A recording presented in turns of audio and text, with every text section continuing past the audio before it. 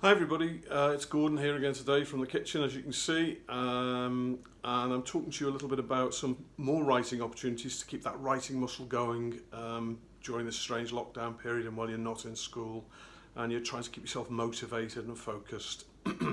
Still going to talk about the AQA anthology, and in particular I want to just mention a poem by Seamus Heaney called Follower.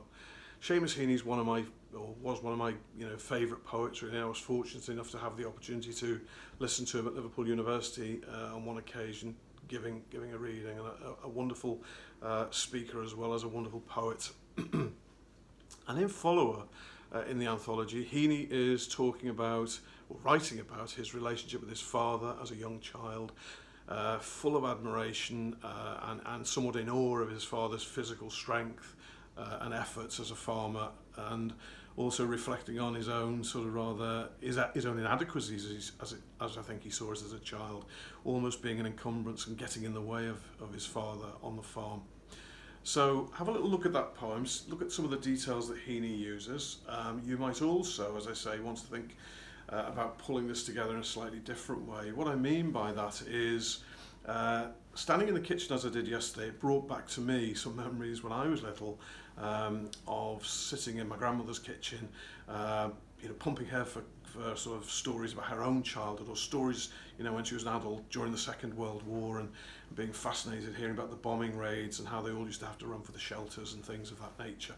Our grandparents, are a great source of stories and information and details. So do think about maybe giving them a ring.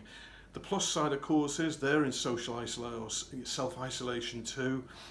They will appreciate a phone call from you, undoubtedly, to hear how you're getting on, and you can ask them how they're doing. And so it's a nice bit of contact there, which I think wouldn't go amiss. During that call, apart from asking how they're doing and telling them how you're doing, do really structure a little bit of an interview with them. Try and get as much information out in the questions that you ask. Ask them to go into detail. Be appreciative of what they're telling you. Listen carefully. Jot the notes down. Maybe just make some bullet points of keywords and phrases that they're offering you, and just see how much you can pull together. Now, equipped with the stories they're giving you, and your reading of Follower by Seamus Heaney from the anthology, you ought to be able to then think about tackling either a piece of descriptive writing or a piece of narrative writing. If it was a narrative piece, maybe something along the lines of write about a childhood memory that means a lot to you. Now, you can draw on those details from your grandparents or even your own memories as well, and put that together in a piece of narrative writing. Or if it's descriptive, you could perhaps write about something along the lines of write about a place that has meant a lot to you. So you've got two choices there. Usual rules would apply, of course. Plenty of accuracy with your punctuation, spelling and grammar.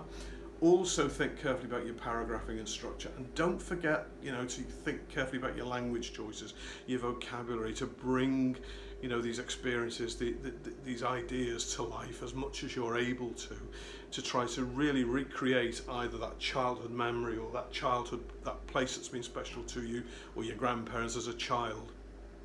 I'm going to leave you with that for now, with one final plug for my book. It's by Gordon Michael Sutton. It's called You Write It, Creative Writing for GCSE English and Other Exams. It's on Amazon. It's free delivery, of course. Keep that writing muscle going. Do push yourself. Stay focused. Stay motivated. Not easy during this rather strange and an unusual time we're going through, but we're going to be through it at some point in the not too distant future. And I do hope you're finding these videos useful. Do perhaps put some comments on the YouTube channel. Subscribe. It's entirely free, and then you'll get little alerts as to when new videos are going to be available for you as well. In the meantime, I'll just wish you all and your families good health, and do follow the rules. Stay indoors as the government is suggesting. And I'll leave it at that for now. Bye.